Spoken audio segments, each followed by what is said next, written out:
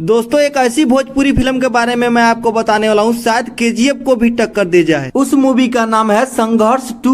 जबकि star cast में मैं आपको बता दे रहा हूँ भोजपुरी हीरो खेसारी लाल यादव, बॉलीवुड और कुछ साउथ के भी एक्टर्स लिए गए हैं। इसमें रोल के बारे में मैं आपको बता दे रहा हूँ खेसारी लाल यादव को हीरो के जैसे नहीं विलन के जैसे लिया गया है, जिस प्रकार केजीएफ 2 में यश को लिया गया था। दोस्तों इस मूवी में हीरोइन के बारे में मैं आपको बता दे रहा हूँ, इस मूवी में साउथ के सुपर हिट मेगा श्री को लिया गया है। आप अंदाजा लगा सकते हैं इस मूवी में साउथ हीरोइन को लिया गया तो ये मूवी कितनी महंगी जाने वाली है। दोस्तों ये मूवी भोजपुरी के सिनेमा घरों में ही नहीं बॉलीवुड और साउथ में भी 4 चांद लगाने वाली है। दोस्तों खेसारी लाल यादव की न्यू भोजपुरी फिल्म संघर्ष 2 के बारे में जानकारी आपको कैसी लगी? अगर आपको अच्छी लगी तो हमारे कमेंट बॉक्स में कमेंट करके जरूर बताइए। तब तक मिलते हैं अगले नेक्स्ट वीडियो में।